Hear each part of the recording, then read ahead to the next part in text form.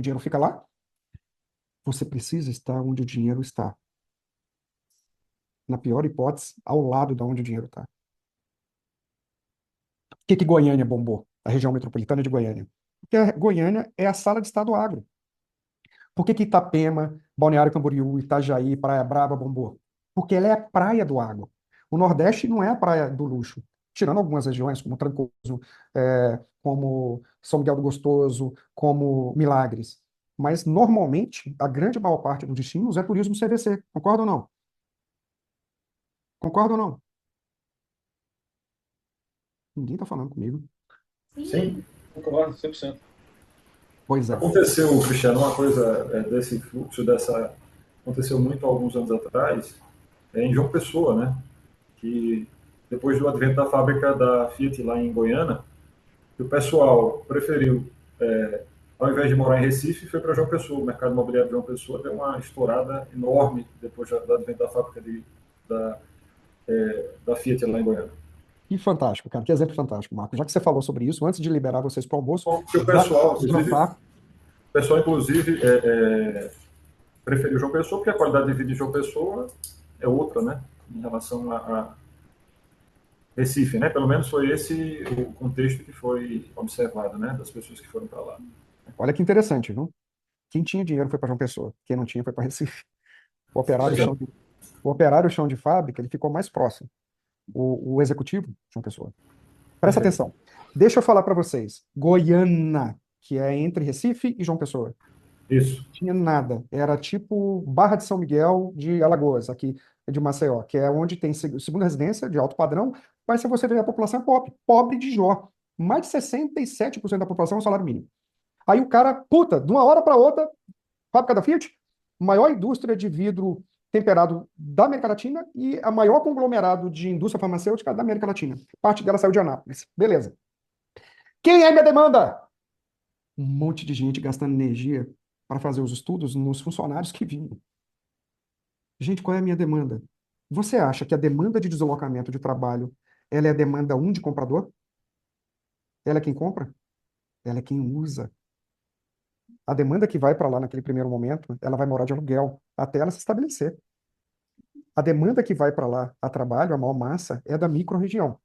E ela vai se mudar, ela é a segunda ou terceiro ciclo de compra. Então não adianta botar um loteamento. Primeiro business que é casa e prédio. Depois é que eu vou introduzindo o loteamento, que ele entra no terceiro ciclo.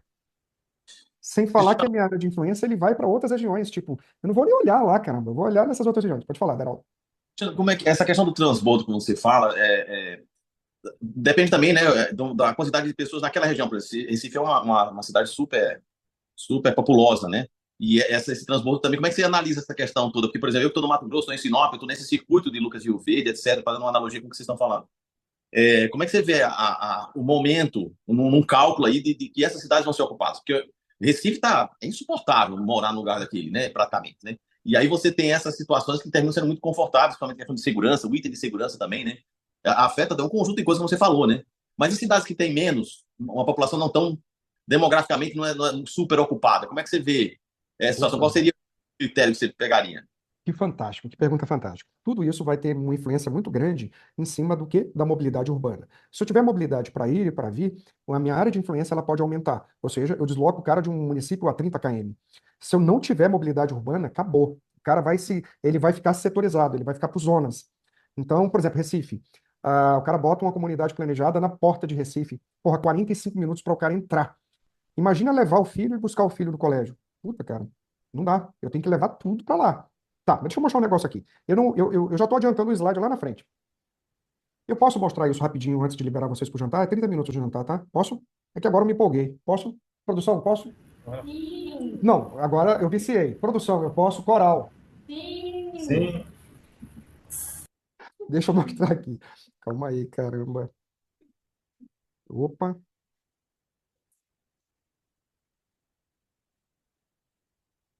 Excelente pergunta, Deraldão. Vamos para cá. Presta atenção. O movimento de expansão ou não das cidades, ela acontece assim. Eu não sou um bom desenhista, tá bom? Portanto, eu tenho que narrar aquilo que eu vou fazer. Presta atenção. Isso aqui que eu estou desenhando é uma lâmpada. O pessoal está rindo aqui. Calma aí, deixa eu botar uma lâmpadazinha melhor aqui, que essa foi fora. Pronto, agora ficou uma lâmpada mais bonitinha. Tá. Como é que funciona os mercados? Basicamente, quando uma cidade acende a luz da atratividade, ou seja, ela está bombando, essa cidade, ela tem um processo de saturação que vai de 2 a 5 anos. Beleza? E o que que determina essa saturação, Cristiano? Tempo de aprovação de projeto. Quanto mais tempo de aprovação de projeto, maior será esse tempo. Quanto menor o tempo de aprovação de projeto, mais curto será esse tempo. Ou seja, muita oferta e o mercado satura logo. E todo mundo está nesse mercado aonde? Aqui, ó, dentro do fluxo de aprovação da prefeitura. Você só vai ver esse cara aqui quando ele faz o lançamento dele. Pois é, você só vai entender esse caboclo aqui quando ele lança. Então, todo mundo está junto. A cidade que está bombando, porra, está vendendo tudo, porra, a Sinop está crescendo, todo mundo vai para lá.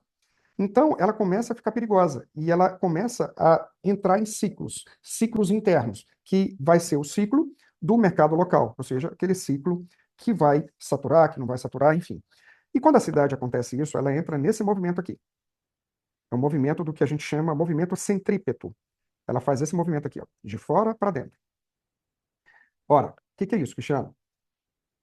A cidade, ou ela abriu um novo campo de agro, ou tem uma baita de uma indústria que se moveu para aquela região, e simplesmente ela está funcionando, ou veio, ou simplesmente novas empresas, novas estruturas logísticas, um porto seco, por exemplo. Enfim, acontece que esses movimentos ligados a matrizes econômicas, elas fomentam o quê? Elas tracionam pessoas economicamente ativas para a região, vêm morar, vêm trabalhar, vêm estudar. Quanto mais cedo você chega nesse ciclo, você ganha dinheiro. Quanto mais rápido você chega, você vai ganhar dinheiro. E quanto mais demorado for esse processo para você chegar, mais arriscado e mais caro vai ser de você empreender aqui. Risco alto. Beleza? Só que a gente tem um outro movimento. Esse é o movimento das cidades, por exemplo, do norte do Mato Grosso. Muitas delas entraram nesse movimento de ciclo centrípeto. E a gente tem esse outro movimento, que é um movimento que a gente chama de ciclo inverso, que é o movimento de uma máquina de lavar roupa. É um movimento centrífugo. Ele vem de dentro para fora. Bom, o movimento de dentro para fora, o que que acontece? Dentro da cidade já está muito caro de empreender. Então, as pessoas começam a buscar as regiões periféricas para poder fazer a sua casinha com o melhor custo-benefício. Cara, é aquele processo de gentrificação, né? Fica muito caro aqui e as pessoas vendem os seus imóveis daqui para poder comprar dois, três na região periférica.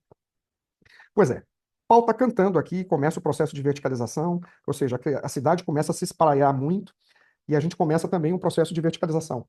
Tá. Nessas cidades, se você tem regiões vizinhas a ela, e você tem mobilidade urbana, ou seja, eu tenho acessibilidade para ir e para vir, eu consigo fazer o que a gente chama de movimento do pêndulo. Eu construo uma casa para essas pessoas, para essas famílias aqui, eu tiro ela para cá, para ela morar aqui, e ela volta para trabalhar aqui. É o que a gente chama de movimento pendular. Então, eu faço a casa, ele vai comprar mais por menos, eu desloco ele para cá, ou até mesmo ele vai pagar até mais, ele vai ter um custo-benefício. Porra, esse cara vai morar no puta do empreendimento aqui, que aqui não tem. E ele só consegue comprar porque está aqui. Então ele vai fazer, vai justificar ele fazer esse pêndulo. Mas para isso, a gente precisa o quê? Ter mobilidade. Por exemplo, São Paulo, as pessoas aceitam ter essa mobilidade. A gente fez uma série, vários estudos no país inteiro. O paulista, ele aceitava ficar num fluxo constante de 1 hora, para ir ou para vir, desde que não fosse parado. Ele aceitava. O resultado disso, você vê uma migração de um monte de gente para Atibaia, para Bragança Paulista. Então, Atibaia, por exemplo, se você quiser fazer um estudo de mercado em Atibaia, você não tem que fazer em Atibaia, você tem que analisar em algumas regiões de São Paulo, porque o pêndulo é grande. Então, é o que vai acontecendo com as regiões metropolitanas, né? Só que, se o bicho pega em relação à mobilidade urbana, as pessoas começam a diminuir o seu eixo de deslocamento. E aí a gente começa a ter áreas de influência em microzonas, ou seja, em regiões muito menores. São Paulo, por exemplo, chega ao ponto de alguns tipos de produto a gente trabalhar com 1,5 km, no máximo 2. Por quê? Porque eu não tenho eixo de deslocamento. Faz sentido ou não? E tem o seguinte também, que a gente tem observado também, é que essa questão da mobilidade, ela tem funcionado, até diminuído a questão distância e considerado a questão tempo, né? Porque às vezes você, no deslocamento interno, né, uma distância pequena, você leva um tempo enorme. E esse momento, então isso a gente tem observado aqui que isso tem ocorrido. Então, não sei se faz sentido isso. Total. Toda vez que eu falar de mobilidade, Marco, subentende-se o quê? Quanto tempo eu demoro para ir e para vir? Ou seja, o nível de esforço que eu tenho nesse percurso. Eu vou te dar um exemplo. Pandemia estourou e eu sempre gostei muito de casa, né? E eu moro num apartamento. Aí eu cheguei para minha esposa e falei, porra, vamos para um condomínio fechado, longe, que tem mais espaço para as crianças brincarem e tal. Ela olhou assim para mim muito carinhosamente e ela falou, você leva e busca? Na hora, assim, na questão de 2 minutos, eu mudei de ideia. Eu falei, realmente, vamos ficar aqui mais um tempo. Nunca faça algo que o seu cônjuge rejeitou. Porque senão o demônio, ele vai ficar ao redor de você A enquanto você vida toda, né? não mudar de opinião. E o mais interessante é que você muda sem perceber que mudou. Eu costumo dizer que a mulher é incrível. Ela ainda faz você se sentir o tomador de decisão. Na realidade, quem tomou a decisão foi ela e você não percebeu. Então, tudo depende. Lembra quem perguntou, acho que não sei se foi o Marcelo, que me perguntou, Cristiano, aquela parada não, foi o Marcelo, não, foi o Rafael. O negócio de deslocamento, de muito tempo de aprovação. Tudo depende das fases, entendeu? Por exemplo, eu não vou sair desse ciclo sequer em 7 anos. Porque eu só vou sair do ciclo quando meus filhos estiverem na universidade, que eles pegam o carro e vão dar o vazado, tá entendendo? Antes disso, não vou. Eu vou ter que eu vou ter que adequar os meus desejos. Entende? Então, olha que interessante. O comportamento de consumo ele está intrinsecamente ligado às necessidades de cada fase da jornada de vida de uma família. Então, porra, quantas vezes eu escutei que Vitacom vai bombar? Logo quando a Vitacom lançou. Porra, vai bombar, toda a cidade agora vai querer um Vitacom. Gente, pelo amor de Deus. Um negócio Vitacom de 16 metros, 18 metros. Você já ficou numa. Alguém aqui já se hospedou no Ibis Budget? Bom, o Ibis Paga o Budget, dia, fica angustiado, né? você vai para o banheiro, as pernas ficam do lado de fora. Lá Né? é o hotel dos Sete Anões. Exato. É, Tipo, se você tiver imagina. algum inimigo na vida e você desejar, tipo, vou morrer e eu quero morrer limpo, porra, eu quero ir para outro lugar sem inimizade, faz uma viagem com o teu inimigo e racha um budget. Não tem como você não ficar amigo de uma pessoa no budget. Entendeu? Tá. Tu acha que um budget de 16 metros quadrados dá em todo quanto é lugar? Ô, gente. Para que isso ocorra, eu tenho que ter uma série de temperos concomitantes. Lá eu tenho um problema de mobilidade urbana, preço por metro quadrado é caríssimo, a única chance do cara morar na região central é num lugar menor, que vai estar intrinsecamente ligado ao momento de vida, que o cara é universitário, um executivo, solteiro, enfim, eu preciso ter um universo, tanto é que em outros lugares precisou ser adaptado, ou seja, em outros lugares é 25 metros, é 27, já é outro bicho. Gente, eu preciso adequar e eu preciso entender a região que eu empreendo. E para isso, eu preciso entender que o mercado imobiliário não é feito de imóveis. O mercado imobiliário é feito de pessoas. Entenda as pessoas. E agora a gente vai jantar.